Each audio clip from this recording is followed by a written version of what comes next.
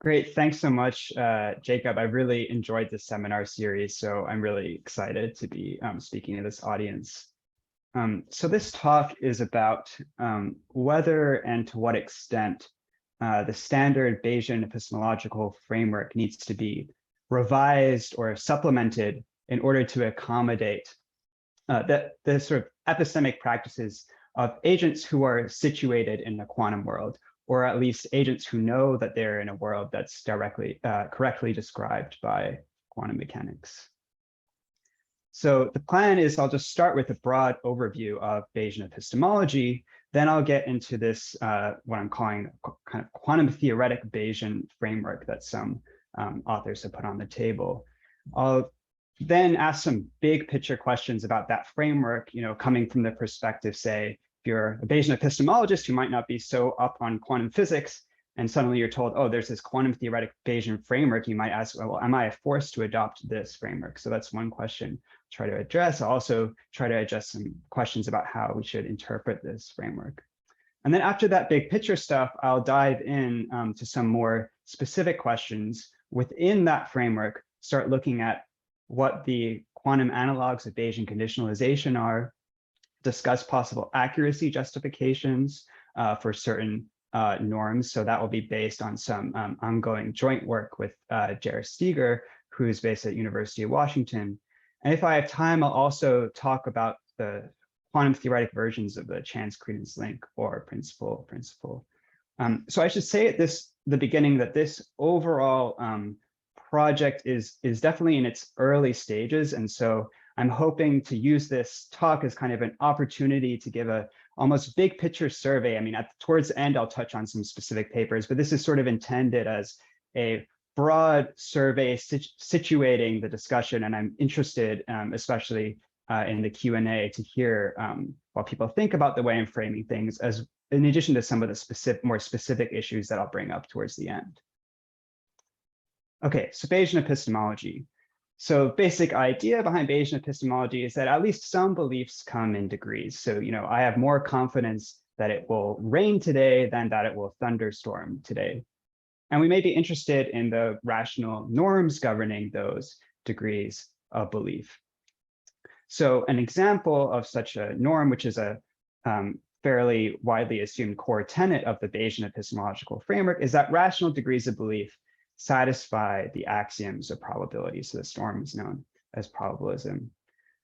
For example, if I have, say, a 0.7 degree of belief that it will thunderstorm today and a 0.6 degree of belief that it will not thunderstorm today, then my degrees of belief seem to violate the axioms of probability because they add up to more than 1 or 100%.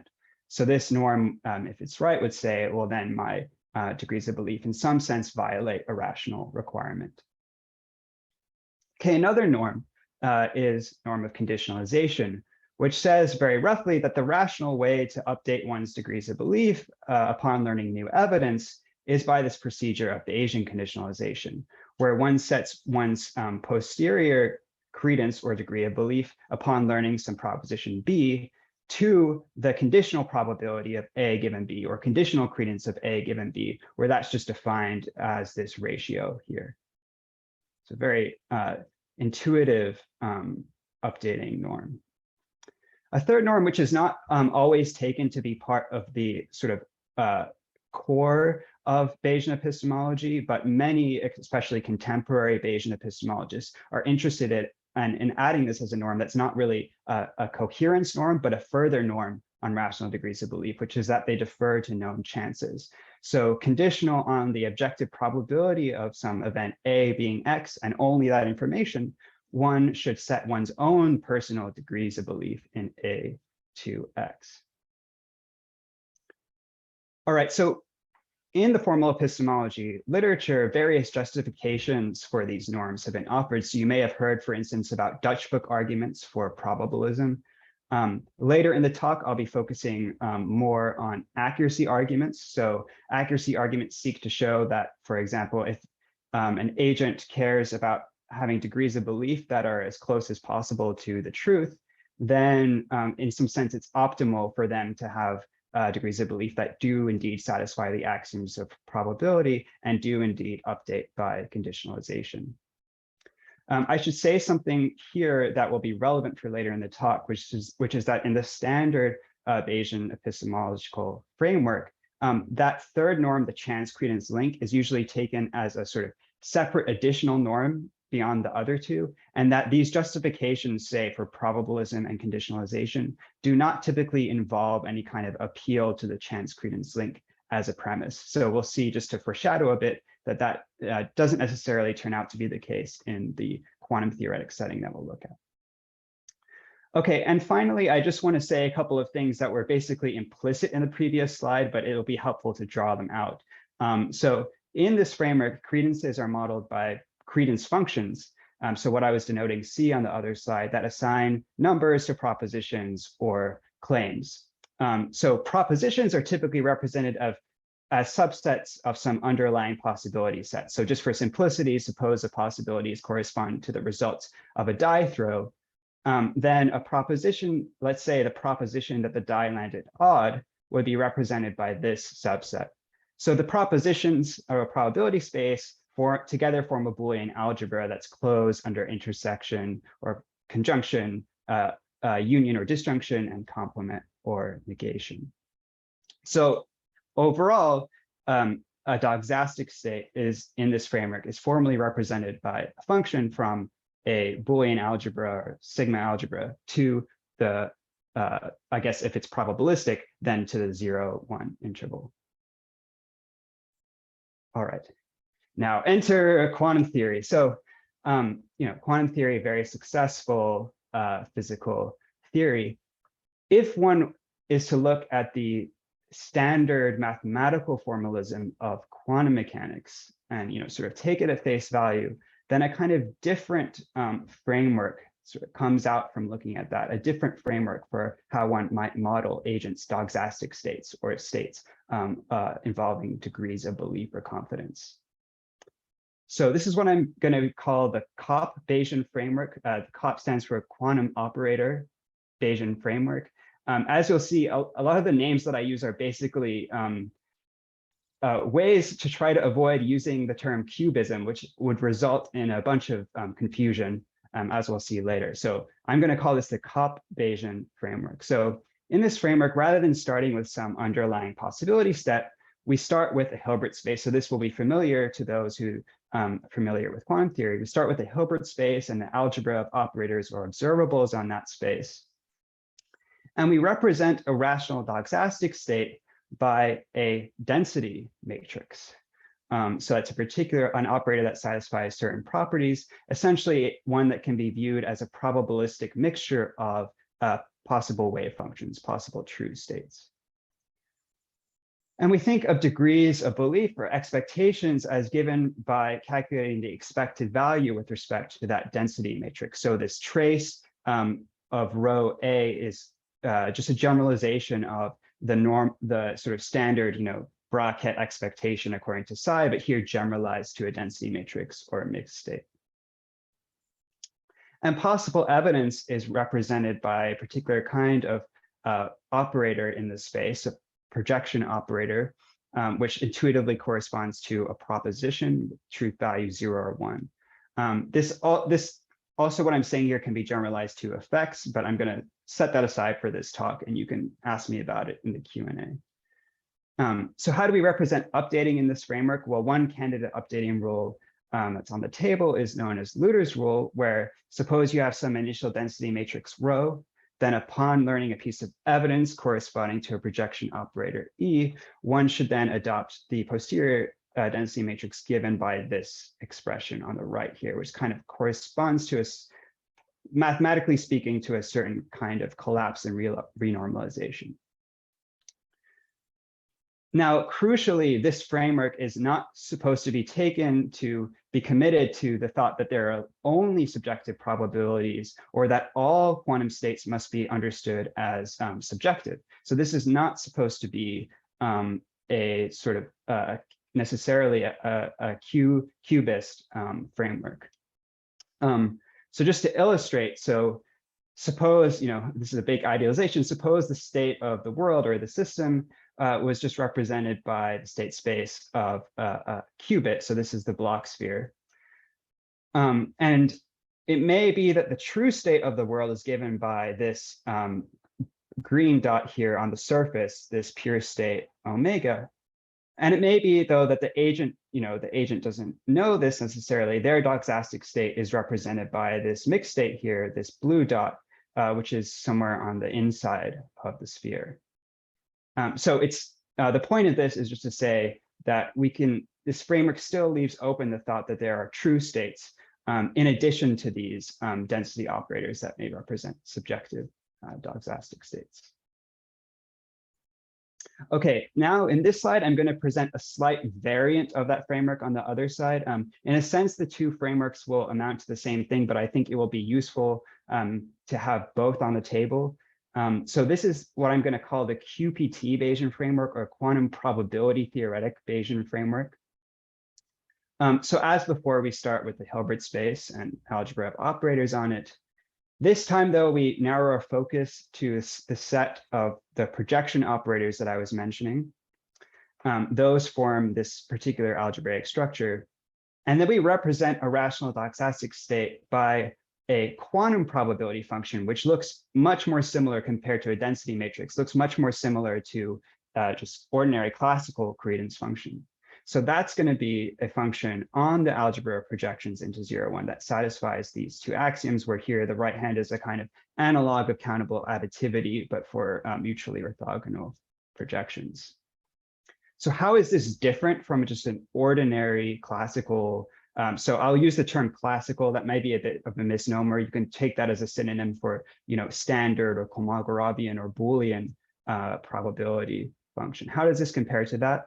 Well, basically, it's different because the algebra of projections has a different kind of structure. It has a non-commutative structure that's different from the structure of an ordinary Boolean algebra. So one way I like to think of this is that in an ordinary probability space, there's kind of one privileged, most fine-grained partition of the space. So in the case of the die roll, the partition into possible outcomes of the die, just one cells that just contain that one element. Whereas in this algebra of projections, roughly speaking, there is no one privileged, most fine-grained partition of the space. You could have a bunch of different partitions which are all equally fine-grained and kind of incommensurable with respect to one another. So this is just to give a very metaphorical or pictorial sense of what the difference is between the quantum and classical probability function, at least mathematically. Okay, so once we have that object, some results like Gleason's theorem allow us to extend it to then a state on the whole algebra of operators, and that will then correspond uniquely to a density operator. So this is the sense in which the framework I'm giving here kind of effectively amounts to the same as the framework from the previous slide. And then here is just a way that you can formulate that Luther's conditionalization rule, but in this framework instead. Now, I'm presenting these frameworks as essentially equivalent, but I don't think that they are quite, and some of the differences between them may matter. So if that's something that you're interested in, then we can come back to it in the Q&A. So definitely feel free to ask me about that. But for the purposes of this talk, I'm going to be talking about the QOP/QPT Bayesian framework under a general heading. All right. So what's the motivation for all this? Well, I kind of alluded to the idea that this non-commutative algebra is motivated by, at least if you were to just look at the standard mathematical formalism of quantum theory, it's sort of what you might hit on as the relevant event space. And then the thought is just, well, we want our degrees of belief to be defined over the relevant event space. And a relevant fact here is that this non-commutative algebra cannot just be embedded in a larger Boolean algebra. All right, so at this point, I think a natural reaction, if you're a Bayesian epistemologist who's been using ordinary probability theory as a mathematical basis or formal basis for your models, you may be wondering at this point, well, am I in trouble?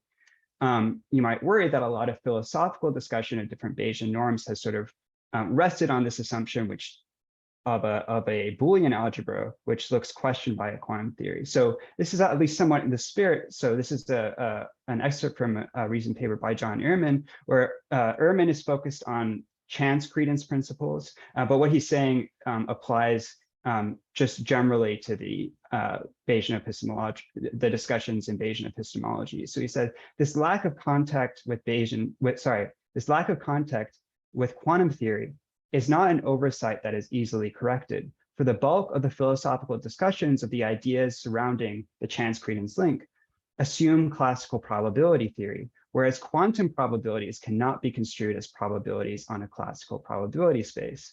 In particular, Bayesian conditionalization used in updating credence functions in classical probability is inappropriate for credence functions defined over a non-commutative event algebra, such as the one encountered in quantum theory. All right. So I said this was an exploratory talk, but to keep things organized, I'm going to structure things around 3 theses. So the first, I'm going to argue that, in fact, quantum mechanics does not force us to adopt this COP or QPT Bayesian framework. Nevertheless, I think the framework is useful and allows for some fruitful normative modeling, and I think that Bayesian epistemology should incorporate it, even if it turns out that it's not forced to. And finally, getting into doing some epistemological theorizing in the framework, I'll suggest that some interesting issues come up, for example, in trying to give accuracy justifications for the norms, like the norm of Luther's conditionalization. So if we have time, I'll take a look at the accuracy argument for that and suggest that the chance-credence link plays a crucial role in that accuracy justification in a way that it doesn't in the ordinary classical case. Okay, but before getting there, first back to the first question, which is whether quantum mechanics forces us to adopt this COP or QPT Bayesian framework. So apologies for this slide. Must we cooperate? Okay. So, arguably, on many solutions to the measurement problem, and this is a conversation that's gone back a while, a Boolean structure does ultimately emerge. So, in Bohmian mechanics, this is related to the privileging of position specifically and the treatment of other observables as contextual. And this sort of privileging allows ultimately us to get a Boolean algebraic structure out of what might initially seem to be this non-commutative structure. So I'll say a bit more about the Bohmian case in the next slide. In Everettian mechanics, arguably, we can also get a Boolean structure to emerge, and that's related to the role of decoherence in the theory and how that gives rise to a certain kind of branching structure. So, for example, if you were to open the Wallace's book, The Emergent Multiverse, and look at his treatments of probability and decision theory in the context of the Everett interpretation, you would find all those credence functions are going to be defined on a Boolean event space. And the way that's gotten is by taking advantage of this kind of decoherence process. Even on orthodox interpretations, one may be able to recover a Boolean structure basically by taking worlds, defining worlds as a specification of the quantum state at all times, plus what measurements are made and when those measurements are made and the results of them. And then just defining a credence function over Boolean combinations over those individual possibilities. So this is something that Lowered talks about in this 94 article is doing for orthodox interpretations. I have some worries about how that would go. But I should probably leave those for the Q&A if people are interested in talking about that. For now, instead, I want to dive a little bit deeper into the Bohmian case, because it's easy to sort of wave your hand and say, well, a Boolean structure emerges on these other interpretations. It'd be nice to get a little bit more into the details of how that works. So a natural way of building up a Bayesian epistemological model for an agent who's situated in a Bohmian mechanical world and who is sort of, conditioned on Bohmian mechanics as the true theory, is to take each, at least physical possibility that the agent will consider to correspond to the things that Bohmian mechanics take essentially to be a complete description of the world. So that's a specification of the initial wave function and the initial actual Bohmian configurations of all the particles. And that, when taken together with the dynamics, will give an entire history of a Bohmian world. So then we build a probability space over which the agent's credences are going to be defined by just taking Boolean combinations of those histories. Specifically, we can enforce a kind of chance-credence link. So this agent C has already sort of conditioned on Bohmian mechanics as a true theory. And if we build into the theory a kind of equilibrium hypothesis or statistical hypothesis, then if the agent is conforming their credences to what the objective probabilities suggest, then given a specification of the wave function field, they should adopt the Born rule distribution over the possible positions. Okay, well, maybe I should stop there. So technically speaking, now we have the ingredients of a full sort of Bayesian model of an agent in a Bohmian world. We've specified what their underlying possibility space is, and it's a Boolean one, and we've specified the rough form of their credences. But that's not quite enough, because we also want to talk about things like the agent's confidences about certain what would ordinarily be described as measurement outcomes in quantum measurement scenarios. So to do that, we need to do a bit more of an analysis. So if we fix a sort of splitting into the system and apparatus plus environment, and we suppose as a general working assumption in Bohmian mechanics that the results of experiments are ultimately going to be encoded in positions, and in particular focus on experiments where different outcomes correspond to macroscopically distinct position configurations. So if alpha here denotes different possible outcomes, then G alpha corresponds to a specification, say, like this macroscopic pointer is pointing in this direction. Okay, so again, something about the dynamics decoherence is going to play a role here. So if we have a system and an apparatus, then we assume that it's in an ordinary discrete experiment, it's going to evolve something like this to this kind of direct sum of apparatus and pointer states, where the crucial assumption here is that this apparatus configuration, phi theta, is 0 outside of the spatial region corresponding to G alpha. Okay, and now we can ask about what's the agent's credence in a given measurement outcome, given a specification, of the initial wave function. And that's going to be done. I'm skipping out some of the details of this analysis here, but you're ultimately going to get that that's going to be given by the relevant square amplitude of the conditional wave function corresponding to the relevant outcome. Okay, so that's good. So given any sort of experiment described in Bohmian terms, now we can talk about the agent's degrees of belief about different outcomes of that experiment. But you might think that's not quite enough yet, because we don't have yet a relationship between these experiments described in Bohmian mechanical terms and experiments described in the usual quantum operator theoretic language from the standard formalism. So we need some way of associating those. And that's what Durr and others do in their paper, Quantum Equilibrium and the Role of Operators as Observables in Quantum Theory. Just to plug this paper was really helpful for me in coming to a better understanding of Bohmian mechanics. So they basically show how to associate any experiment of the form I described, plus some extra conditions like those of reproducibility, with an operator. And they also show that that relationship is a suitably onto relationship, in the sense that any experiment that can be described by a POVM, there will exist some Bohmian mechanically specified experiment that will then give rise to that POVM as the relevant operators describing it.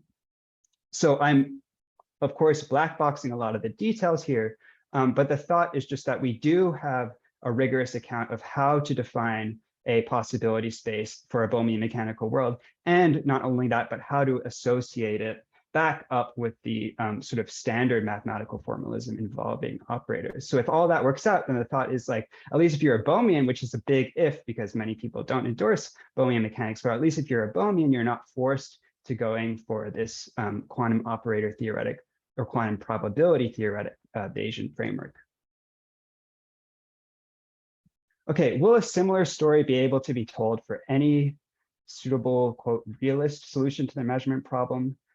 Will you always be guaranteed to get some sort of Boolean algebraic structure out at the end?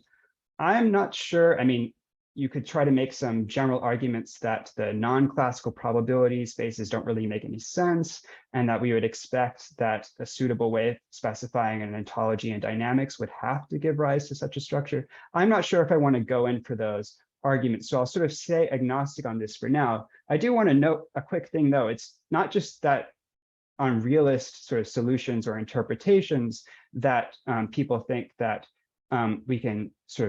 we don't need to commit to the quantum operator probability theoretic framework. For instance, on Healy's pragmatist view, we do get ordinary classical probability functions once we relativize the agent's sort of credence function to the physical situation that they're in. All right, so sort of the state of play now is that at least if one's a Bohmian, then one doesn't need to be committed to this quantum operator probability theoretic framework as a way of representing doxastic states for agents who are situated in a quantum world. So let's just suppose that Bohmian mechanics is right, or suppose that it does turn out to be that any similar realist solution to the measurement problem will yield this result. Still, we can sort of see a sense in which this other setting may be useful. So we saw that it abstracts away from the details of apparatus configurations that you would need to include if you're doing a full Bohmian mechanical analysis, say, of the measurement situation. It bears a direct connection to the standard quantum mechanical formalism and the operational practices described in that formalism. It doesn't require for its application fixing a specific choice of POVM or decoherence or a physical situation in Healy's situation and so on in advance. Relatedly, it can also easily capture sequences of non-commuting measurements of the same system. And finally, it has applications, and people have applied. So I'm not just pulling these frameworks out of thin air. People have applied them to practices such as quantum state tomography. All right, but you may look at this and say, okay, but I mean, sure, it may be useful, but is it really a good thing that it abstracts away from this stuff? I mean, don't we want our epistemological framework to sort of capture all the details of a situation? So why, from the perspective of Bayesian epistemologists looking at this, they might just say, I don't really get why I would go in for this framework. And so what I want to do now is motivate this framework and how to understand it. And to do that, I'm going to have to get into a little bit of meta-epistemology. So we can think of just going to the standard Bayesian framework. We can think of standard Bayesian epistemology as a modeling framework. So modeling framework is just a general recipe or template for building models. And I'm borrowing this way of sort of framing things from Mike Teitelbaum's book, Quitting Certainties, and also from Dan Greco's work. Now, we're used to think, especially as philosophers of science, we're used to thinking of models as descriptive. We'll give a model of some physical system and see if it yields the correct predictions. But we also engage in what you might call normative modeling. So for example, let's say that I'm in sort of a tricky practical situation, and to help myself figure out what to do, I create a pro-con list. So a pro-con list is a kind of, it's going to be idealizing in many respects. It's going to simplify out a lot of the particular details of my practical situation, but it's going to let me focus on the most relevant considerations, for and against some decision. You can think of it as sort of representing, it's a model that represents the relevant considerations for and against what I'm considering to do. And you'd hope that if the pro-con list is sort of helpful or successful, then it will ultimately yield a kind of normative verdict. So rather than a predictive verdict about what I will do, it will yield a kind of at least provisional normative verdict about what I should do, or maybe even what I'm rationally required to do. So similarly, I think that much of epistemology involves a kind of model building, but rather than being descriptive models, they're normative models where we sort of set up a formalism, especially in formal epistemology, a formalism that describes the situation of some agent. And then we try to extract sort of normative verdicts from that model.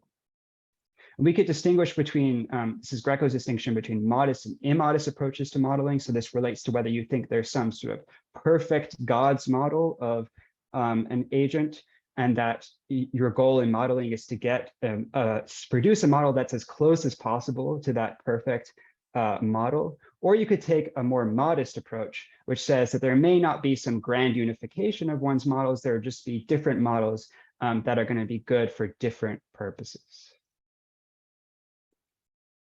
Okay, now this isn't to say, just saying that we can think of the COP and QPT Bayesian frameworks as modeling frameworks. This isn't just to say like, well, then it's trivial to defend them because with modeling frameworks, anything goes. No, some modeling frameworks genuinely aren't worth keeping around. So for example, the Ptolemaic framework in astronomy was replaced by a simpler and more accurate model, heliocentric framework. Okay, so some frameworks aren't keeping around. So how does one judge the success of a modeling framework? At least in the philosophical context, that's going to be much harder to say because in the scientific context, we can sort of test a model against predictions. Whereas in a philosophical context where maybe we're doing normative modeling, we won't have some direct way of checking whether the normative verdicts of a model are correct. But still, we might find that generally the models are providing verdicts that agree with some basic intuitions that we had initially, and that maybe the model is even generating new verdicts that we didn't originally anticipate, but upon reflection find fit in well with what we thought. Or more generally, the modeling framework may just be very illuminating when it comes to answering certain philosophical questions that we had with respect to the epistemological topic. In the case of Bayesian epistemology, the norms, rational norms governing degrees of belief. So I hope that with a bit of this background meta-epistemology, it's now a bit clearer what I'm getting at when I say I think that the COP or QPT Bayesian frameworks can still be interesting and useful as part of Bayesian epistemology, even though it may be true that, let's say, if you're a Bohmian, you'll think that those models are going to be abstracting away from a lot of details like the specific configuration of one's experiment and so on. Okay, very briefly, so I'm just borrowing, it might be useful to have in background in the background some idea of how modeling frameworks like Bayesian epistemology are taxonomized. So this is borrowing from like Teitelbaum. So we have the framework itself, which has the formalism, the credence functions and the real value numbers and all those things. Then we have constraints like probabilism, conditionalization, and so forth. And then we also have an interpretation of that framework. So the representation scheme in this taxonomy just explains how the aspects of the object of interest, like the agent and her degrees of belief, are being represented in the model. And then we have the application scheme, which says, okay, once we've done that job of representing the relevant features of the agent that we're interested in, which might involve a number of idealizations, but we plug that into our model and then we get some result from our model, but then how do we get back from the results of our model to a normative verdict about the agent? So that's what would be described as sort of the application scheme. How are the models being ultimately applied to get normative verdicts at the end? So this is preliminary, but we can start trying to address some of these questions for the QPT or COP Bayesian framework models. So in a given model of this framework, what does this quantity, the expectation of E according to rho, represent? Well, there are different ways of going here. One is to take it to represent the agent's confidence that a system has a certain property corresponding to E. Now, that's one way of going. It will probably lead you to a rather sort of unusual non-Boolean characterization of what properties are and how they relate. So I'm personally not so inclined to go in for that interpretation. Another interpretation, which is the one that John Ehrman's favored, is to interpret this quantity as more the confidence, an agent's confidence that a certain kind of measurement will yield a particular answer. So in particular, a measurement in which E is a possible outcome will yield that result.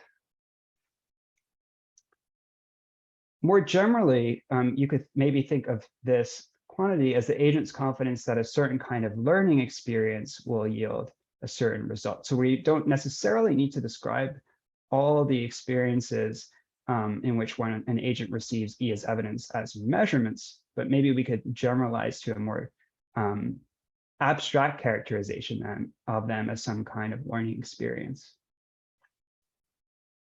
Another way of going for interpretation is to say maybe this focus on these specific numbers isn't the right way, and we should instead be just asking, what does the density matrix rho as a whole represent? So it's a more holistic way of going, thinking of the rho as a more fundamental thing. One view of that is that maybe it encodes an agent's uncertainty about the possible outcomes in a wide variety of experimental situations. Or one might think of it as the agent's estimate of what the true quantum state of the system or the world is at the time.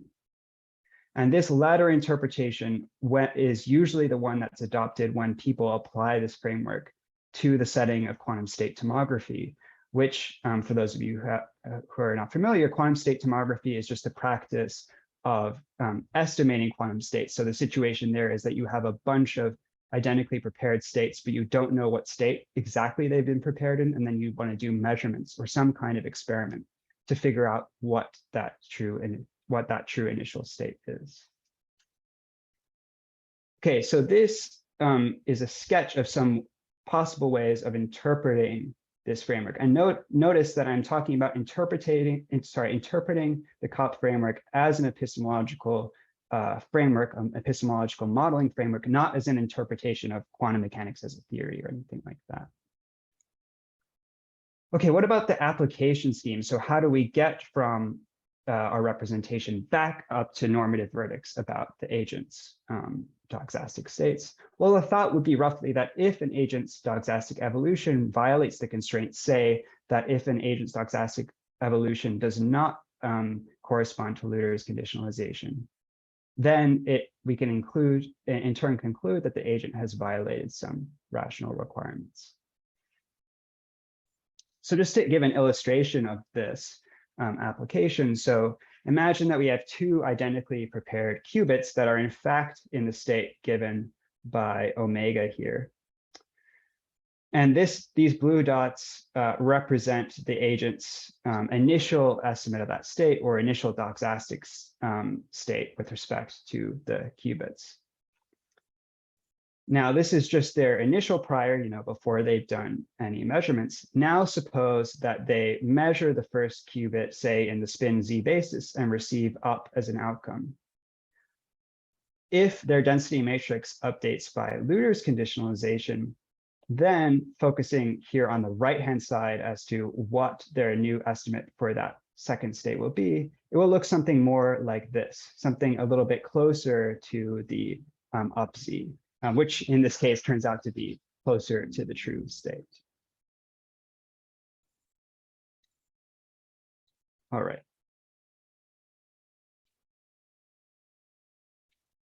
So taking a step back, I take what I've done so far has been to motivate the idea that we can make sense of these alternative Bayesian frameworks as modeling certain epistemic practices that agents engage in and as potentially yielding relevant normative verdicts for how, say, an agent who's doing quantum state tomography should update her estimates. So now that hopefully we've got that on board. Let's dive into a little bit more of what the specific constraints are, or what the specific norms are in this framework. And as we'll see, there's some like interesting disanalogies and differences with the standard classical Bayesian epistemological setting.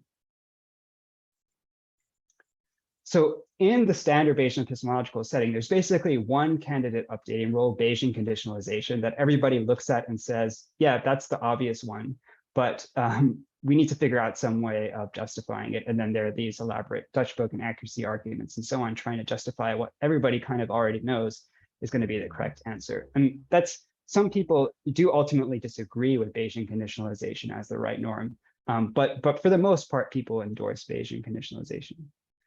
In the quantum probability theoretic and operator theoretic Bayesian context, there are multiple updating rules that basically all look like candidate analogs of Bayesian conditionalization. So one is Luther's, which we've already discussed.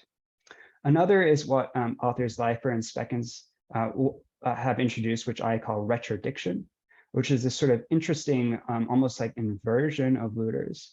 It's supposed to specifically represent the agent's updated beliefs about the initial state or initial region of the system before how it was before it was investigated. There's also a rule of Bayesian mean estimation, or BME, which is introduced in the context of quantum state tomography. And there, the recommendation is relative to a certain decomposition of the density matrix. And again, this posterior is supposed to represent the agent's credences or degrees of belief about the initial pre-measurement state. I'm going through this very fast here. I'm basically just trying to get on board the idea that there are these different updating rules. Personally, looking at these, I can't just tell, oh, this one is going to be the right analog of Bayesian conditionalization. So a natural thought here is maybe we can use analogous arguments or justifications from the classical context, like maybe an accuracy argument or justification. And if we can explore which of these updating rules does the best accuracy-wise, then maybe that will give us a handle on which one really is the relevant constraint in this framework. So we'll do that or sketch that, but first it'll be helpful to warm up with the case of probabilism. So how we give an accuracy argument for probabilism in this alternate framework. So what you can do as a first step is just assume in the background, since this is an accuracy approach, that idea is that there is some matter of fact about what the true state of the system or world is, at least at a given time. So we'll denote that by this collection omega of possible true states. And we'll suppose that an agent's estimate, her stochastic state, is represented by a bounded linear operator, but it might not be a density matrix. And basically what we're trying to then argue is that if an agent wants to do the best accuracy-wise, then she ought to have credences that are probabilistic and do correspond to a density operator. So in particular, we'll say that A is probabilistic, and estimate A is probabilistic, just in case it's a probabilistic mixture of elements of that underlying set omega, which we assume includes at least the pure states. So just to illustrate, the three blue dots here correspond to different possible probabilistic estimates or doxastic states, whereas the red dot outside the block sphere corresponds to a non-probabilistic one. Now we want some way of evaluating the accuracy of an estimate at a given true state. So I'll use this notation in parallel with the classical case to do that. So how do we measure the inaccuracy of an estimate A at a true state omega? Well, one natural thought will be to take some analog of the Breyer score, which is the normal accuracy scoring rule used in the classical case. In this case, it corresponds to a kind of squared Hilbert-Smith distance, taking the square of the difference between the true state and the estimate and tracing it out. We don't need to assume that specific inaccuracy measure. We just need to assume that the inaccuracy measure is a Bregman divergence with respect to the set of bounded linear operators. So For example, relative quantum entropy would also count as a Bregman divergence. Now we want a way of saying that one estimate does better accuracy-wise than another. So we can use this notion of accuracy dominance. So an estimate A prime accuracy dominates an estimate A just in case it has lower inaccuracy at all the possibilities. And we require that this is strictly lower for at least one possibility. And if it's strictly lower for all possibilities, then you'd say that A prime strongly accuracy dominates A. All right, and now what we want to argue is that a estimate A, it avoids accuracy dominance just in case it's probabilistic. And that would provide an analog of the synchronic dominance result in the classical case. And indeed, one can show this. Essentially, just as in the classical case, it makes use of a key feature of Bregman divergences that they have this nice projection property. So that if you were to take some estimate A, which falls outside the closed convex hull of those possible true states, then there has to exist some other state in that hull which is closest to it, and that state is going to be closer to whatever the true state is than any other state. So with that, basically because a estimate is probabilistic just in case it's an element of that closed convex hull of true states. You know, a density matrix just corresponds to a probabilistic convex mixture of possible true states. Then you get the result that A avoids dominance just in case it belongs to that set, i.e. it's probabilistic. Okay, so that was the case of probabilism, just sort of a warm-up. But the slightly, bigger application that we're hoping for this accuracy approach to apply to is the case of updating. So there we can talk about the inaccuracy of the prior estimate. And then we can talk about the inaccuracy of the posterior estimate, where lowercase a, e here just corresponds to what the agent adopts upon learning E. Now notice, so in order to do this, we have to make some assumption about the dynamics of how the true state evolves. And we're going to assume in this work, Steger and I assume that the true dynamics is one that corresponds to ordinary collapse. So what that means is that we're essentially judging the accuracy of an estimate by how close it is to the effective state of the system. So we're assuming an effective collapse dynamics. Now you might wonder here, shouldn't we also take into account the agent's posterior beliefs about what the initial state of the system was? And I'll return to that later.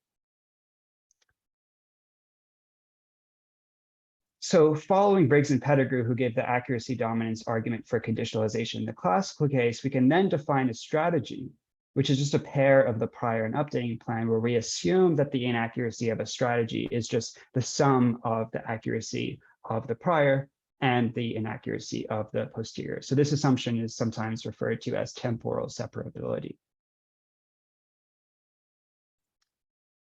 Now, just as we had a notion of one estimate dominating another, now we have a notion of one strategy dominating another, which basically corresponds to it having lower inaccuracy at all possibilities and strictly lower inaccuracy for at least one such possibility. All right, just one more little thing and then we can get to the result. So fix some choice of PVM, some choice of measurement or learning situation represented by projective measurement. Now say that an updating plan is conditionalizing with respect to the prior. If there is some distribution, some classical probability distribution over possible true states and outcomes of that PVM that satisfies this relation. So in other words, the posterior can be expressed as the appropriate weighted sum of the final true state where the weights are provided by the probability of that state given the specific outcome that was obtained and updated on. So that's what, if there exists such a distribution such that we can write the posterior in this form for all possible results, then we say A is conditionalizing. Now one can show that a strategy avoids strong accuracy dominance just in case the prior estimate is probabilistic and A is conditionalizing with respect to that prior estimate. Okay, but notice, so this is a nice accuracy result, but notice that it does not give you on its own that Luther's conditionalization is the right way to update if you want to avoid accuracy dominance. So this is, I'm just flagging this as the key part. So I'll just say that one more time. This result on its own does not tell you that Luther's conditionalization is the right thing to do if you want to avoid accuracy dominance. So in particular, even though Luther's conditionalizing would be sufficient to avoid accuracy dominance, it doesn't say that it's necessary. This result corresponds to singling out Luther's if and only if you also require that this distribution over states and outcomes satisfies something that basically looks like a chance-credence link. That satisfies the relation that the probability of an outcome I, given the true state K, equals the objective chance of that outcome I relative to that true state K. So this term here is just the chance of EI according to true state K. And this equality requires that the probability of an outcome given a true state equals that quantity. All right, so it seems like in order to actually fully, at the end of the day, end up with Luther's as the uniquely sort of rational updating rule, where here we're using our standard of rational as avoiding accuracy dominance, we also need to assume a kind of chance-credence link is a further background, as a further background constraint. And that's different from the standard Bayesian situation where the accuracy argument for Bayesian conditionalization does not make use of any chance-credence link as a premise. So I think that's sort of interesting. I don't think it's necessarily a problem, especially since one of our goals here was just to kind of use accuracy as a guide to which of these updating rules was the right one. I don't necessarily think it's a problem, but I do think it's an interesting sort of normative difference between this situation and the standard one. Okay, well, what's the upshot for the updating rules besides Luther's? So it turns out that if you expand the agent state space to incorporate not just the late region or the post measurement, but also the early, what I was calling the early region before the measurement, then you can show that BME, Bayesian mean estimation, and Luther's are essentially two sides of the same coin. So if you take Luther's updating on that big space, trace out the final degrees of freedom, what you're left with for the initial degrees of freedom is just exactly what Bayesian mean estimation recommends, which makes sense because that updating rule was suggested in the context of quantum state tomography, where really your only goal is just to figure out what that initial pre-measurement state is or was. You could show that retrodiction, in contrast, doesn't correspond to the result of tracing out Luther's. And in particular, setting aside this issue of the chance-credence link and just focusing on whether the updating plan is conditionalizing or not, you can show that there are cases where retrodicting cannot correspond to any conditionalizing plan, and so it's accuracy dominated. So that's basically the verdict that Steger and I reach in this ongoing paper, is that Luther's and BME are sort of vindicated in terms of accuracy, whereas retrodiction looks to be the odd one out. Okay, it looks like I do have a couple of moments to say a bit about the quantum principle or quantum chance-credence link.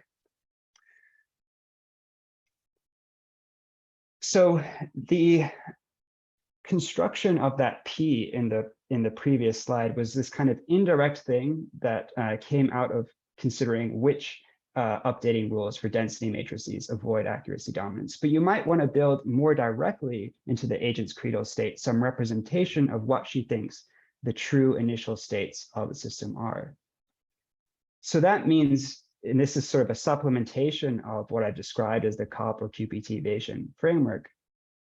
In addition to having the agent's credo doxastic state specified by a density matrix, we also have this additional component that includes not just her uncertainty over outcomes, but also her distribution over what she thinks the true initial state is. And that's going to be a ordinary classical Kolmogorovian distribution over state space. So we have these two kind of incommensurable objects here in this pair. We have a density matrix, or alternatively, a quantum probability function defined over some non-commutative algebra, and a classical distribution over state space. And then the thought behind the supplemented framework is that we then want to say what the relationship between these two components of the agent's doxastic state should be and how they should evolve. So we can introduce some kind of relations between the two. So one very natural one is that her density matrix should be the result of taking the appropriate weighted sum according to her distribution mu over true states. You can generalize that kind of law of total probability to this more general form. And then you can also state a kind of Bayes formula. So this mu of h given E, E is not in the domain of mu. Mu is just a classical distribution over state space, and E is this projection. But we can define that by taking advantage of the Bayes formula, which basically lets us, as long as we have some idea of what the probability of E is according to rho h, which is the result of updating rho on h, then we can use the Bayesian inversion to get a quantity value for this. Now I'm going really fast through the details here, but essentially if you do this, what you can show is that the agent's credences over state space plus her credences over outcomes as encoded by this density matrix evolve in just the way you would expect, from quantum state tomography, as long as you also enforce a chance credence link. In particular, that the result of taking an estimate, rho, density matrix, conditioning on what the true state is, just gives you the true state. So this is what I argue. John Ehrman thinks or proposes a slightly different formulation of the quantum principle. This is what I take to be the sort of the right formulation of the principle in this quantum theoretic context. And then you can apply that situation. So here's one example of a situation. Suppose that you start out with an agent who's examining some system, and she starts by measuring it with this projection that I've written down here. So she updates, this is what she would get if she updates her density matrix by Lüders. This is what she gets updating her distribution over the true state. Now suppose she subsequently measures that with respect to a projection that's not orthogonal to the first. So measuring the same system with respect to a different basis. So that left-hand side is what this corresponds to. Now, what you can show, assuming this chance credence link, this principle, is that the outcome that you get is intuitively what you would expect. So in particular, now things have just collapsed to the phi state. So in terms of her posterior density matrix, is just this projection.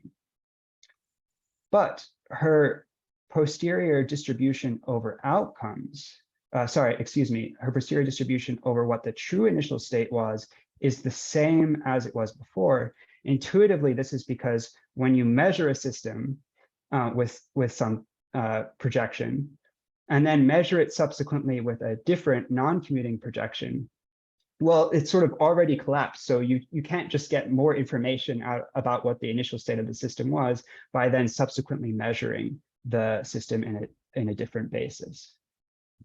So you get sort of what you would intuitively expect from the effective collapse dynamics of quantum theory if you assume this principle in the background. But one interesting thing here is that now sort of the framework is looking a little bit more messy, because we have this doxastic state represented this pair of two kinds of objects, and there's these probabilistic constraints about how these two kinds of objects have to relate to one another with these synchronic constraints. But what's going to be the justification for those? So our previous argument for probabilism, for the idea that an agent's credo state should be given by a density matrix, no longer goes through. or it just doesn't go far enough to also show that we have these two kinds of objects. They should be related in this way. Okay. So just some concluding remarks, because I think I'm basically at time now. So I've suggested that these quantum theoretic Bayesian frameworks raise interesting normative questions somewhat unique to this setting.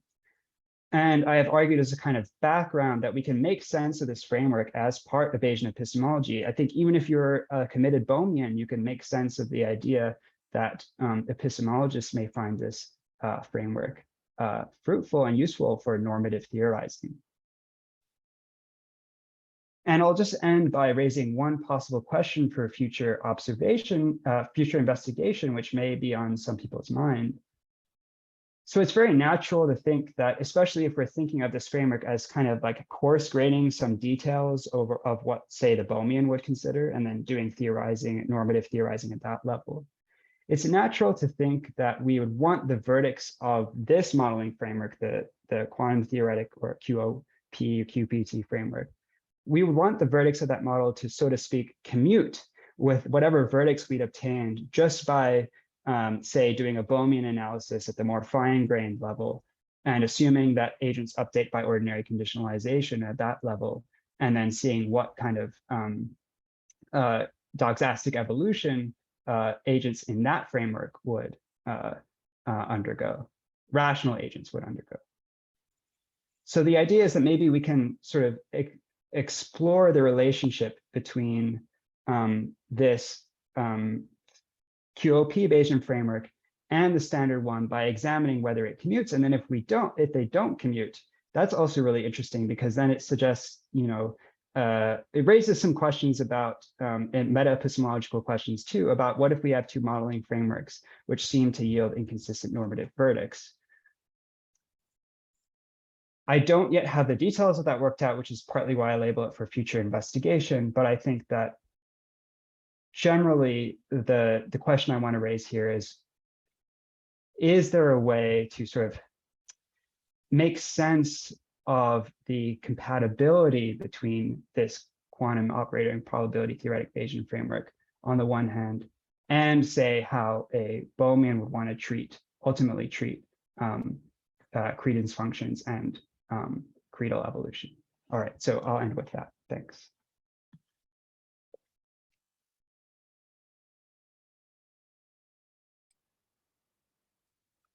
Hi, everybody. Welcome back. We're going to begin the discussion in Q&A now, and we'll run for the remainder of the hour. I like to stop exactly at the hour, so we have about 50 minutes. If people could go ahead and raise their hands or put questions in the chat. We are recording this part of the seminar as well. If you'd like to ask a question anonymously, please write me a private chat message and I'll read your question on your behalf. So if people want to go ahead and raise their hands, I see we already have a question from Richard Healy. Richard, why don't you go ahead?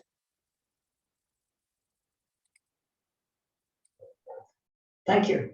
Yeah, I actually had several questions, but my main question concerns what can be done within this framework that cannot be done within a more traditional Bayesian framework. And listening to this talk, I see two possible answers to that question. One is that there are various problems that come up within a conventional Bayesian approach, which assumes a Boolean event algebra. And you mentioned two. One was problems that come up in Wigner's friend scenarios, and I'm pretty familiar with them, but you also mentioned something about completeness, and I don't know what you meant by that. So just as a matter of clarification, it will be interesting to know what completeness is. Now, secondly, though, on the other hand, are there additional things one could do within this framework, not in terms of solving problems for the more conventional framework, but in terms of getting a deeper understanding of the situation we face when we're presented with quantum theory and various epistemic tasks that we would like to perform? Thanks. Yes, so let me go quickly back to that slide. where I mentioned completeness.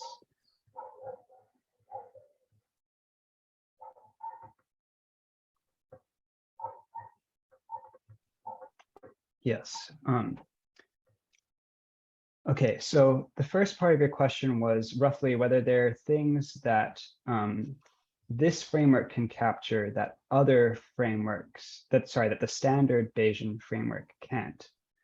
So first, for simplicity, let's just suppose that Bohmian mechanics is right. Then I'll get to, after addressing that, then I'll get to your question about the orthodox interpretations and completeness. But first, let's just talk about Bohmian mechanics. So I think that in principle, because of that result from Durr and others that I was describing, since any experiment that we would normally associate with some choice of, say, PLBM, since there will always be some Bohmian mechanical experiment to which one would associate that, then I think that in principle, the standard framework should be able, in that setting, should be able to handle anything. So in principle, I don't think that, at least fixing Bohmian mechanics in the background, I don't think that the quantum probability theoretic Bayesian framework will end up being able to handle cases that the Bohmian framework can't even in principle describe. That said, I still think that there's value, even given all those assumptions, with the framework, because it, for one thing, it abstracts away a lot of unnecessary details if mainly what one is mainly interested in is just how to update one's beliefs given past measurement outcomes about future measurement outcomes, for example. So this framework can allow you to sort of model that without getting into those details. So that's all with Bohmian mechanics, sort of, and assuming that that treatment that I sketched with Bohmian mechanics works out. For other interpretations, so you mentioned the orthodox interpretations, and in particular, how I alluded to Wigner's friend and completeness. So the worry I had in mind with completeness there is just that, so what I take completeness basically to be the idea that the quantum state describes all relevant physical properties, or determines all the physical properties of the system or of the universe.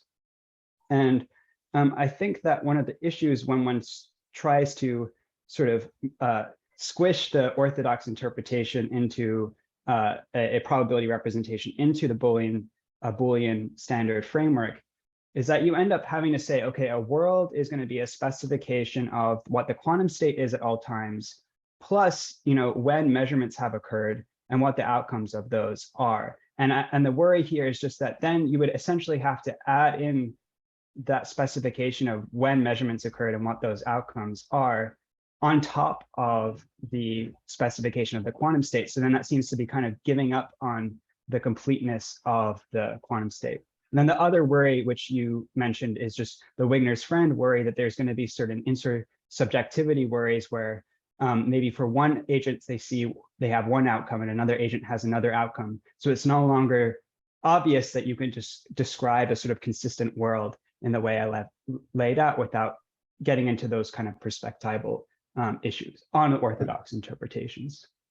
And then the second sort of half of your question was about whether this framework affords a deeper understanding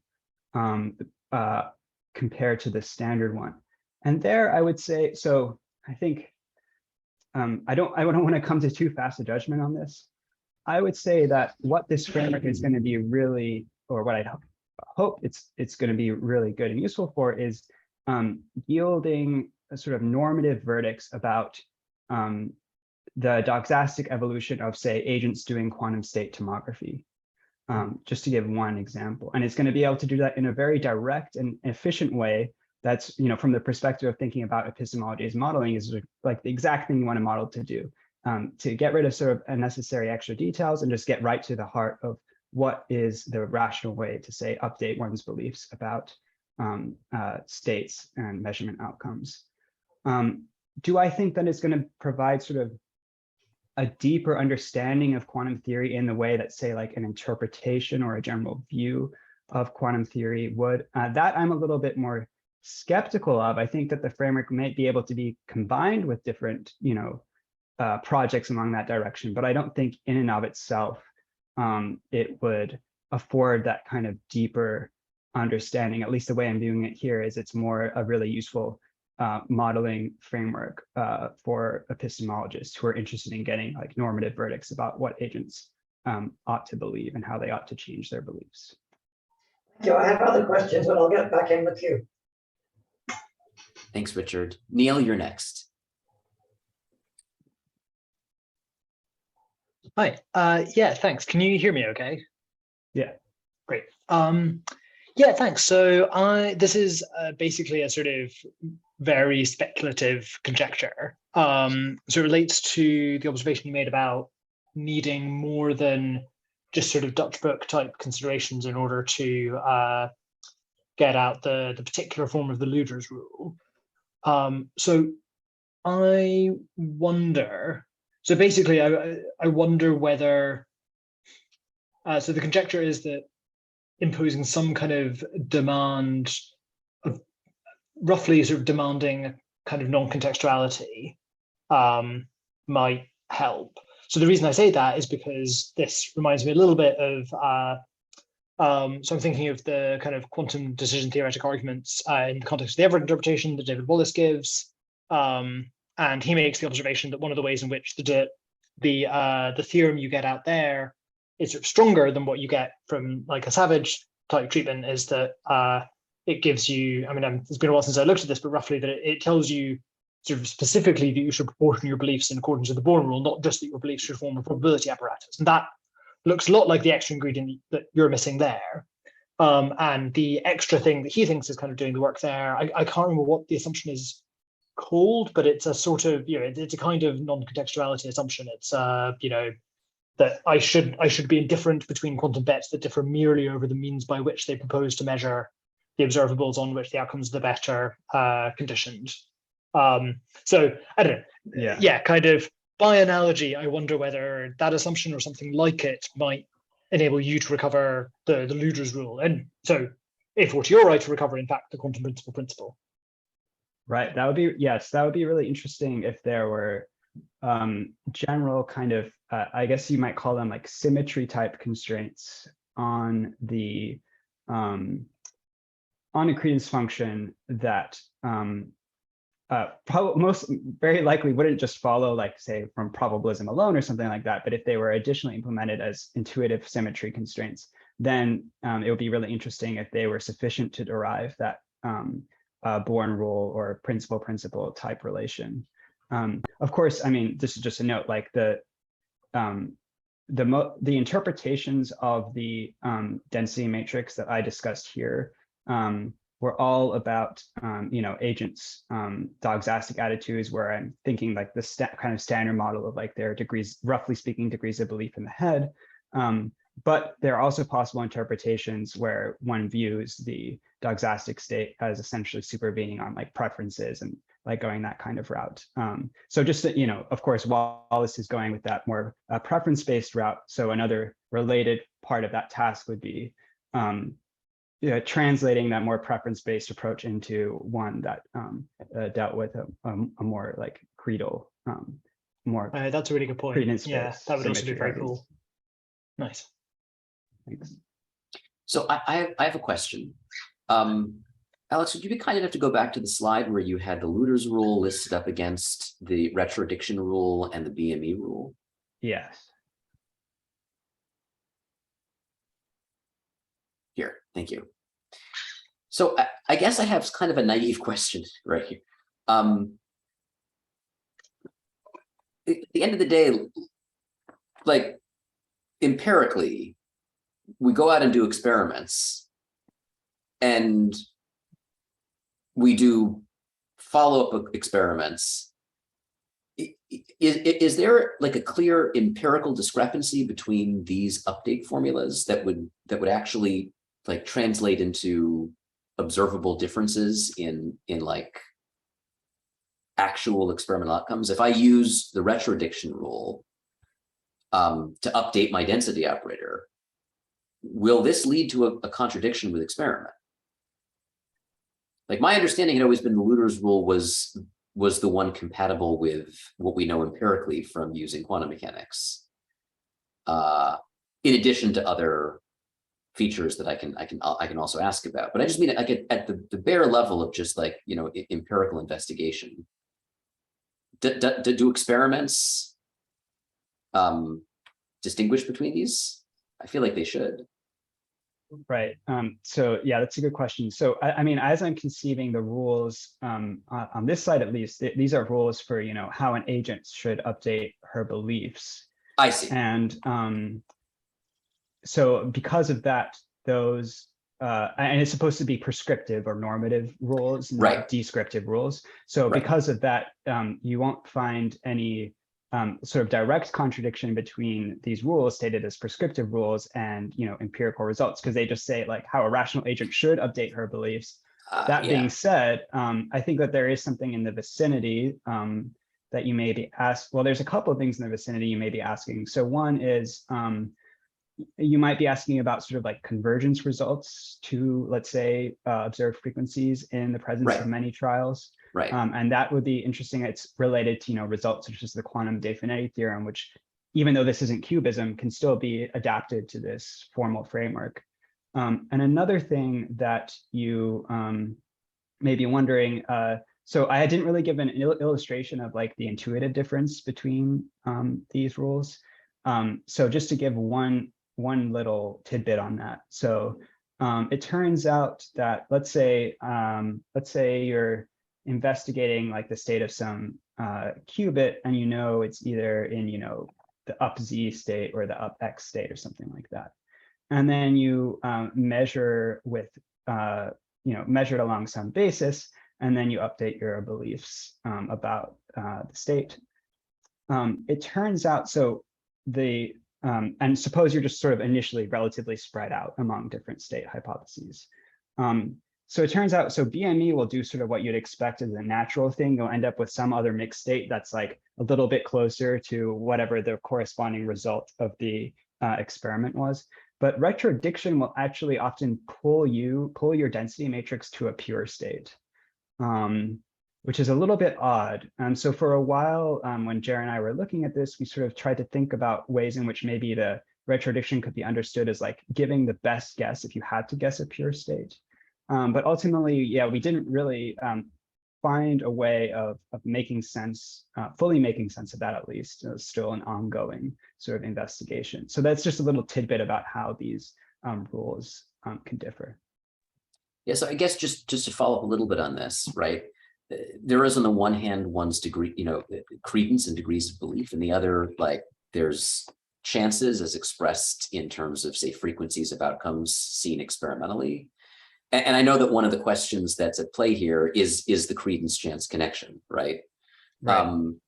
You know, so if you don't impose that, then there is no obvious reason why your, you know, Bayesian update needs to be, you know, according to a projection formula that mirrors what determines, you know, the chance update, right?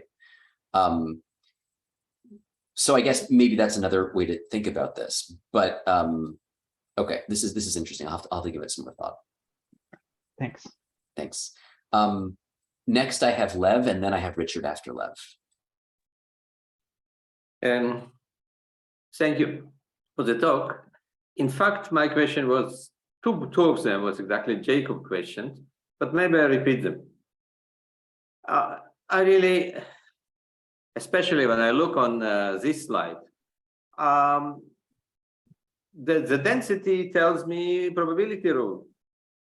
And if I know the density metric, so I know exact description of my system. And as a physicist, give me rho, give me what you did. He is probably projection operator or whatever. I will tell you exactly what will be the next probability. I will tell you which one of these are correct. Sometimes if you have special system, ABL, pre and post selection, you can use maybe, then the second formula might be in special situation correct, maybe in some other one. There is a well-defined answer by quantum mechanics. There is no any question about probability. If I know the density metrics and I know what I did, I know what will be the next density metric. So I'm kind of confused, this approach, as approach. And the best formula is correct. So I never formula which obviously correct when you can use it. And there is quantum mechanics, which tells me exactly what is the probability given if I know the full quantum state. And if I have kind of partial, like you in the end said, that maybe with some probability I know this and this, specify exactly the situation, and then I can calculate. Well, what, and maybe the center of this thing, it's kind of this, I don't, you say that this, we need to assume that probability and credence, and I do hear many talks, and I never understood what is the difference, credence, propensity, typicality.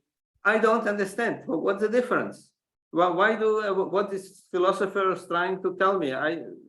When I go to laboratory, I have probability. I can say that maybe it has particular meaning in many words or something else, but practically it's, so there is really kind of a philosophical issue that sometimes there is objective probability, and that I understand, maybe it's the same question like Jacob's, but maybe you can say a little more, and so maybe I will be less in a fog. Yeah, thank you. Yeah, you raised a lot of like interesting points there, and to some extent, I'm sympathetic to a lot of what you just said about.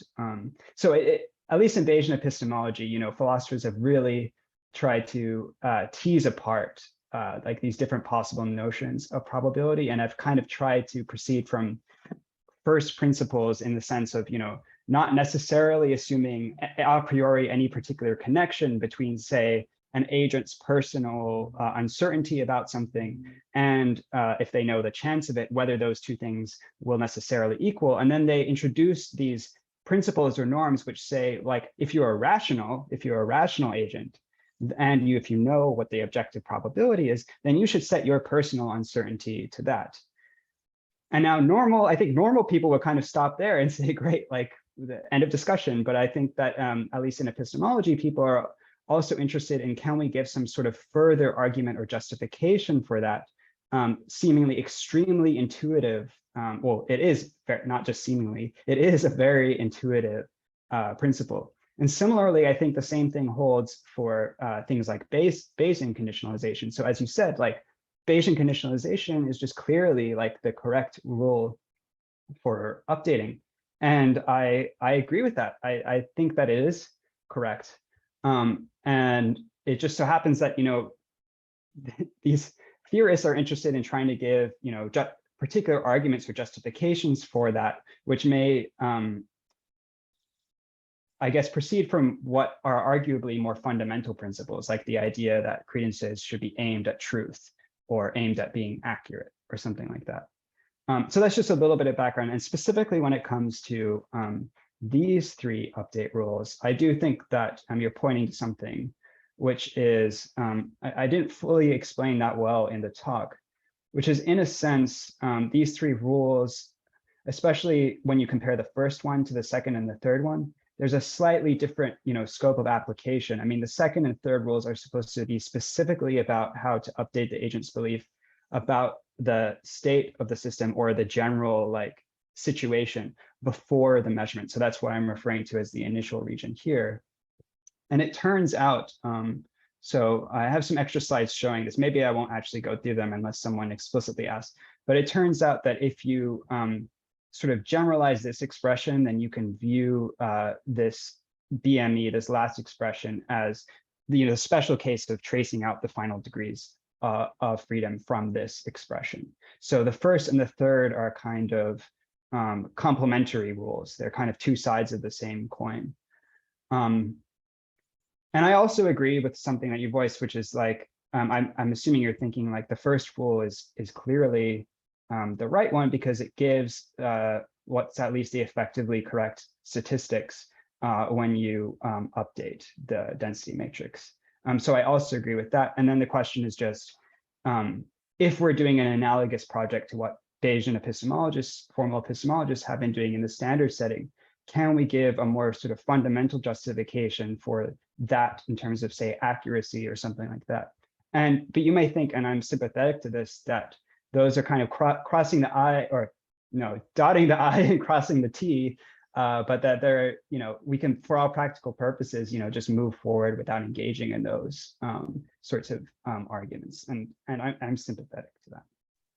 Your last comment there actually answered, I had a follow-up question and you answered it right then. I have a quick follow-up to that follow-up, if it's okay, Lev, if I can ask. So you said that the second two of these rules can be applied like before you actually do a measurement. I think that's maybe what you said. Am I mishearing? Oh, sorry. Yeah. So what I meant to say is that this final sort of posterior density matrix here, it is after the measurement. It is, the agent's density matrix after the measurement, but it's supposed to be encoding her estimate or degrees of belief about the system as it was. Oh, I see.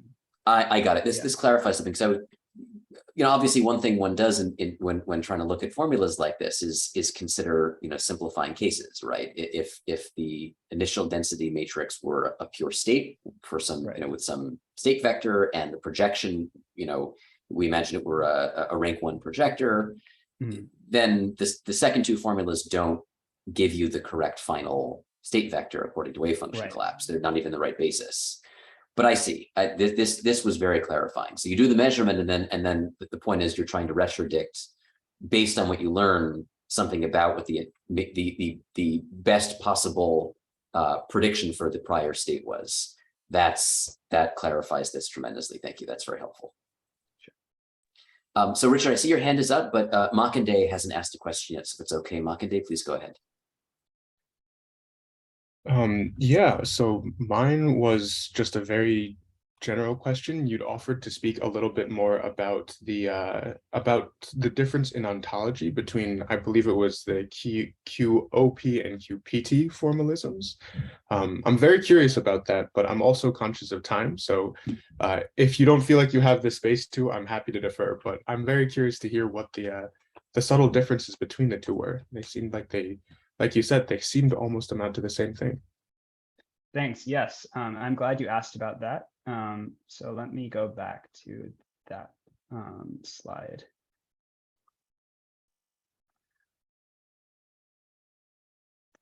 Okay. So yeah, I'll try to keep this brief. But so basically, just as a refresher, so we have the COP, quantum operator Bayesian framework, and the QPT, quantum probability theoretic Bayesian framework. And as you were just alluding to, they, in a sense, ultimately amount to the same thing, in the sense that, well, you could kind of view this as like a roundabout way of ultimately ending up with a density matrix, just like in the first version, or vice versa. But I do think that there are some differences between these two frameworks, and those differences may matter. So one is just that these different ways of putting things may lead more naturally to different interpretations of the framework. So later I was on the future slides, I talked about like the representation scheme, and I talked about, one way you could go is try to directly interpret the specific degrees of belief, those trace quantities, or maybe you could take a more holistic approach and treat like the density matrix as like the more fundamental thing. Those kinds of choices, I think, which one of those seems more natural or less natural may depend on which of these two sort of frameworks you're in the headspace of. And I also think that if you're in this framework, you will see more kind of direct analogies to what's going on in the classical standard framework. Another reason for difference, this is more of a technical thing, is that, so John Ehrman in his papers, he mostly focuses on this framework. And I take it one of the motivations for that is, especially when you get to quantum field theoretic settings where the algebras may not be just the von Neumann algebra bounded operators, but maybe some more complicated thing, then you won't necessarily have a density matrix representation, and things will just like look more algebraic. And so this kind of setting, this kind of framework may be more generalizable, or may generalize in sort of different ways than the other framework. And then the third thing, I think actually for the purposes of my talk, this third thing may be the most important, So if you remember, like about 2/3 of the way through the talk, I gave this like little warm-up argument for probabilism, an accuracy argument for probabilism. But I think depending on which of these two versions of the framework you adopt, you'll actually conceive of violations of probabilism a bit differently. So in the argument I gave, I said, like, suppose we have some estimate A, which is like a bounded linear operator, but not necessarily a density matrix. And then I'm going to argue that if what you care about is accuracy, then there's a sense in which it's optimal to have an estimate that's a density matrix, not just any bounded linear operator. So it has to be something like inside the block sphere, for example. So that's kind of like the relevant contrast class in the previous version of the framework, like being a bounded linear operator that's not a density matrix. Whereas if you think of things here, then how would you sort of make sense of the idea that an agent's credences are not probabilistic? Well, you would say that maybe they do have some new like degree of belief assignments to different elements of this algebra of projections, but those credence assignments don't necessarily satisfy these two axioms, for example. And it's not obvious, at least to me, that if you had some credence function like that, which violated these axioms, that it would necessarily be representable as a bounded linear operator. Or conversely, it's not obvious to me that if you had any just bounded linear operator, then you could represent it as a credence function of this form, whether it satisfies these axioms or not. So depending on how you're kind of situating probabilism as a requirement, you may sort of conceive of violations of probabilism differently. And then if you're interested in giving a principled argument for probabilism, then the arguments may have to look a bit different. I think and hope that once probabilism is fixed, then we can talk about updating and conditionalization is basically equivalent. And we don't have to worry about this choice, but I do think that this is an important point. So I'm glad that you raised it. Yeah, did that address your question? No, very much. And I mean, the issue with QFT, I think because I'm more of a physicist, that is a very strong convincer for me. So thank you for explaining. Thanks so much. Richard, please go ahead. Thank you. I have a bunch of small questions linked by two bigger issues. One is concerning the chance-credence principle. And the first thing I would like to ask about that is that cubists, of course, would reject this because since there is no chance, there's no point to stating a chance-credence link. So I'm not sure what you're going to do about them. I mean, you were very careful initially saying, I'm not assuming I'm a cubist. But what if you turn around and say, no, I am assuming that I am a cubist? Is everything you've said today simply irrelevant, or can you address cubist concerns? That's a good question that I have to admit I haven't fully thought through yet. I think maybe I'll just stop sharing for now because this slide's not relevant. I think that my initial inclination is to say, when it specifically comes to the part, as you said, of formulating the chance-credence link, then cubists will just get off the boat because they don't have the notion of objective chance. I still do think, though, that in terms of, for example, the accuracy argument for conditionalization, for Luder's conditionalization that I gave, from what I understand, cubists, even though they reject objective probability, like still have something sort of fairly positive to say about the Born rule.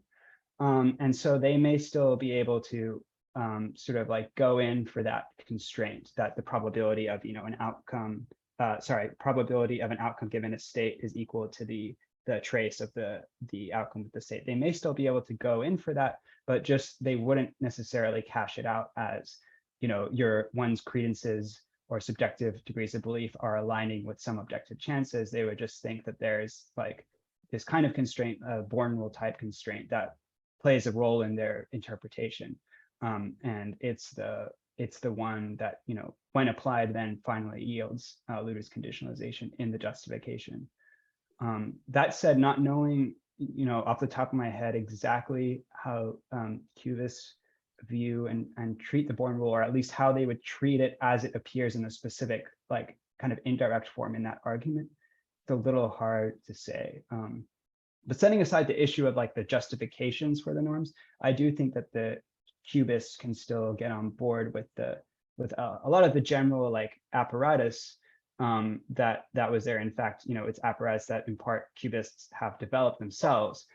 It's just that they wouldn't want to go in for a lot of the supplementary things, that, especially not the supplementary things that I was saying at the very end. Okay, that was the sort of a general issue regarding the chance-credence link. A much more specific question I'd like to ask you about the Bayesian mean estimate rule.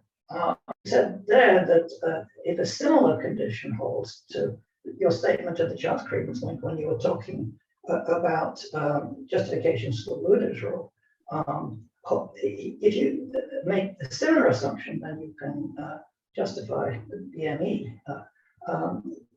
Is it just similar? Is it the same? What's going on? Yes. So you're specifically asking about BME, the Bayesian mean Yes. estimation. Yes. Okay. So let me actually share my slides again, but skip to this extra slide about Luder's and BME. Oh, I want it to start from here. Let's see. Okay.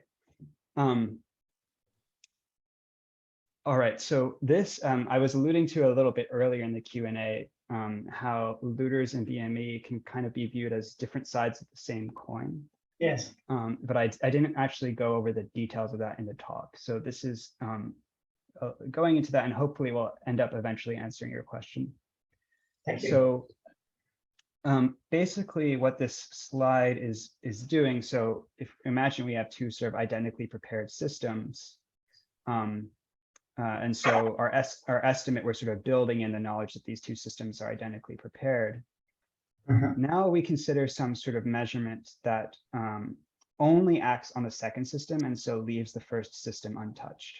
So we can sort of think of this, whatever our posterior degrees of belief or posterior beliefs about the first component of this will sort of be like analogous to what our posterior degrees of belief would be like for the system before measurement, because it's not getting touched by this procedure.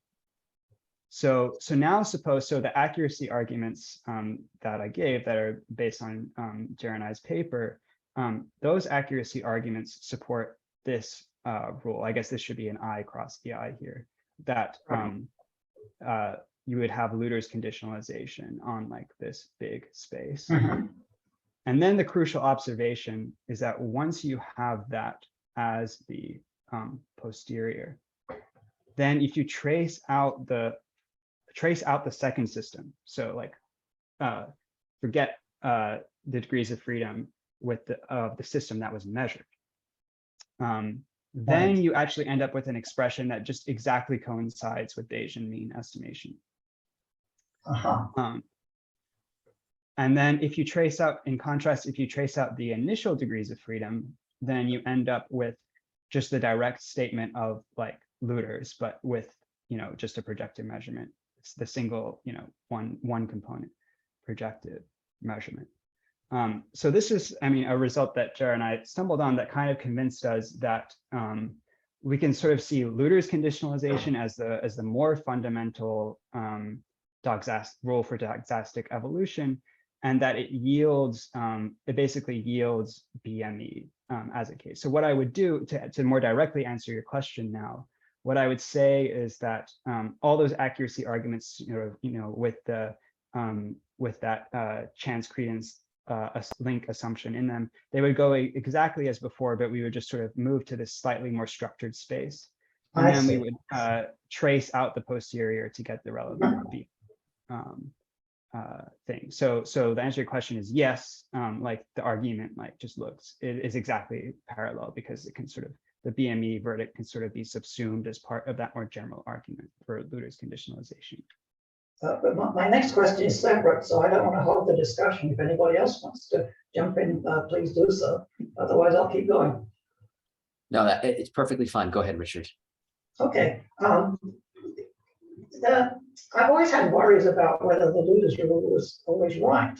And one of the reasons for thinking it's not is that there are many measurements that can't be represented as projective measurements. And in your talk, you stopped at projective measures, but I know you have the generalization in mind when you move to effects instead of projections.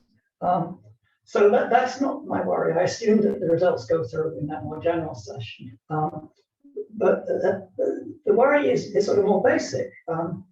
There have been people who claim to have come up with examples of measurements where the Luder's rule is clearly wrong and can't be fixed by moving to effects. I mean, one objection that Mogino raised a long time ago was the objection that sometimes measurement destroys the measured system. So therefore, it doesn't have a state afterwards. And he had in mind measurements of photon polarization. Well, actually, he didn't, but I do. And there's one way of treating that, saying, well, you have the wrong theory. You should be talking about quantum field theory of photons rather than some sort of cobbled together treatment of photons within a non-field theoretic context. On the other side of the coin, I mean, there are people who think that estimating the state before measurement is really easy, right? If you're Griffiths, you talk about different frameworks and you say, oh, it's a great feature of my consistent state, whatever he calls his view, that I can say that the measured result was possessed beforehand. So those sort of radical deviations from either Luder's or BME need to be addressed. But how do you address them? Yes. So regarding the first point, so let's just take the example of measurements potentially destroying the system. So first, I guess I want to clarify that the Luder's rule, as conceived here as an updating rule for doxastic states, it's not going to directly sort of meet that worry in the sense that it's not that like learning a piece of information represented by a projection is going to like lead one's brain to be destroyed or one's degrees of credence to be destroyed or anything like that. But you do, it is still true that when I was specifically for now getting into like, the accuracy argument that I provided for Luder's, there I was making a substantive assumption that not only can we talk about like Luder's evolution or updating of doxastic states, but also that we can talk about Luder's evolution or effective collapse dynamics for true physical states. Right. And to the extent that's featuring in the argument, then that may be an issue. So that's a good point that I hadn't considered before. I do want to flag something that was a detail that I didn't mention when I was presenting that part, which is just that. Well, maybe I don't need to make the slide full screen. It's fine. So there is an implicit quantification here, which I didn't actually write. But essentially, for one strategy to dominate another, it doesn't need to be that this inequality holds for literally any pair of initial true states and projective outcome EI. It just needs to hold for all such pairs that are what we call like compatible with the dynamics. So in particular, at the very least, constitute like a well-defined, like it's such that basically what's highlighted in this box is well-defined. Yes. So my initial sort of like the technical like response to what you're saying is to deal with that kind of worry, I'd probably want to sort of just restrict attention to situations where of these pairs where the kind of phenomenon that you were describing didn't happen, or especially if it leads to this expression like in the mathematical representation being undefined. So that's just a quick thing about where that consideration might enter into the argument. To the second thing that you brought up, and now I'm slightly blanking on the details of that. Can you just remind me of what the second second? This was a worry about the prior state, and you have BNE to tell you what to do about the prior state, or how to reason about it. And then Griffiths, in his consistent histories framework, takes it as a virtue of that framework that he can assume not only that when you make a measurement, the result you get is the value of the measured quantity, but that quantity had that value before you made the measurement in that framework. Now that's talking about values of quantities rather than quantum states, so it's not a direct worry for your rule, because your rule is a rule for estimating prior quantum states. But it seems like it could be turned into a worry about the BNE. Yeah. So and I'd be really interested in going back to sort of the Griffiths and reading that part and just thinking about how it applies to this situation.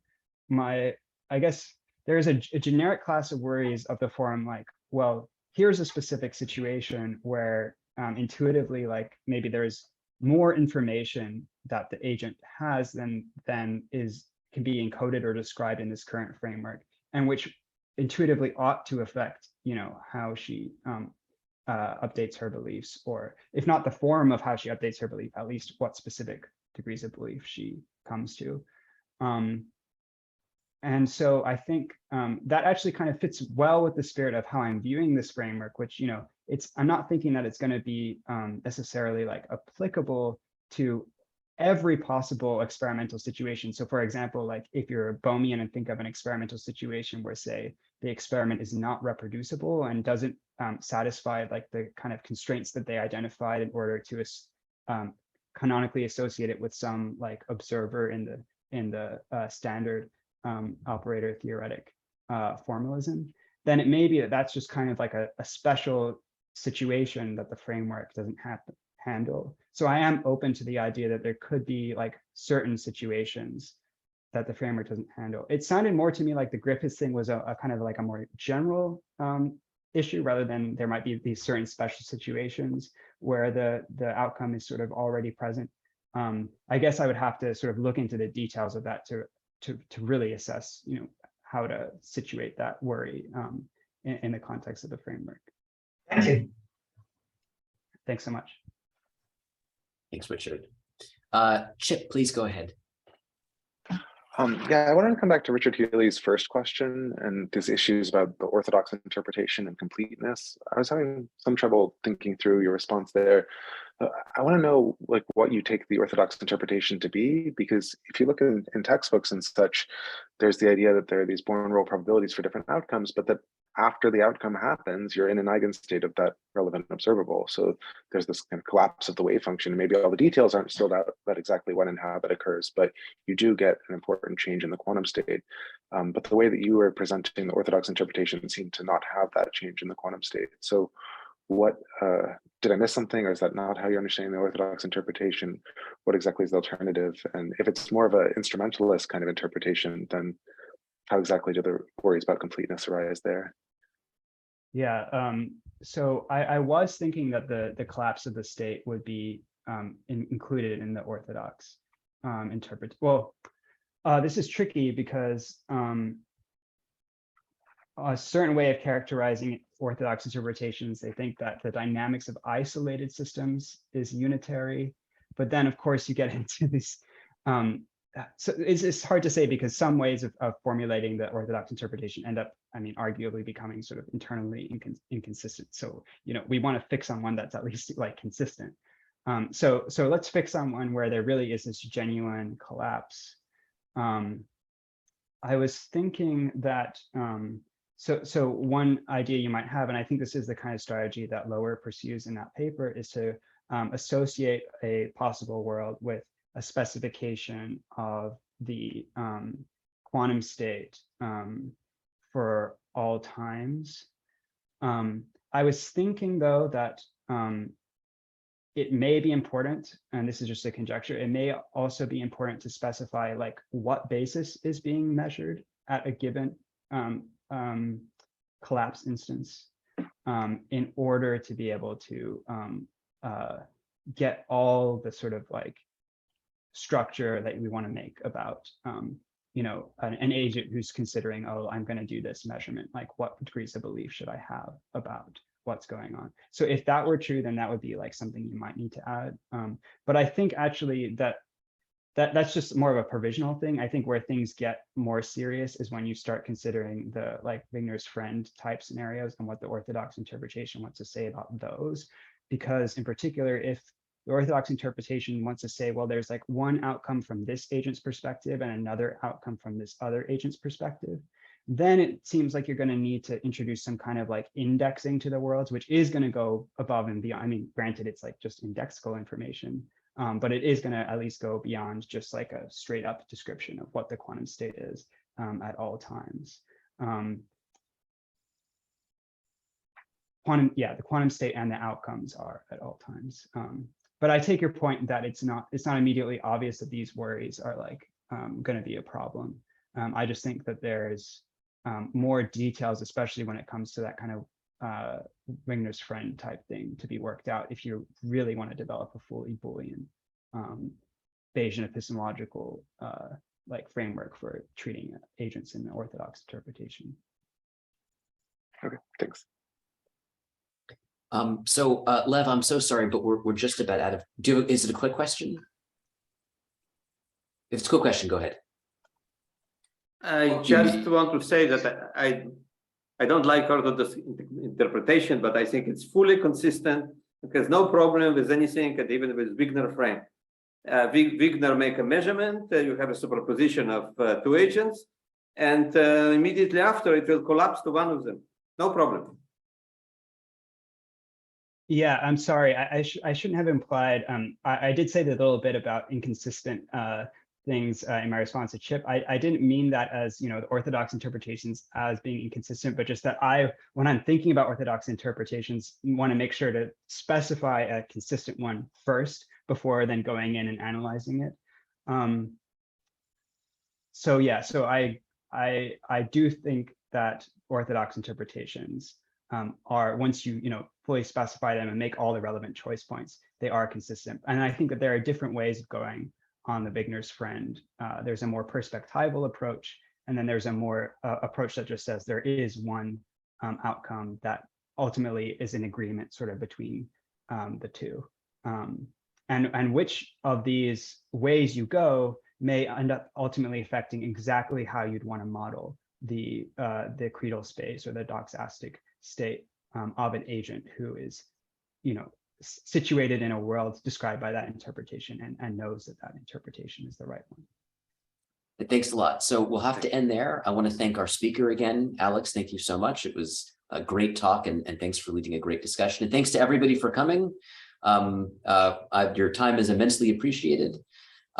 Just to note that in 2 weeks, we're going to have our next seminar. They're every 2 weeks, and our next speaker is going to be Emily Adlam.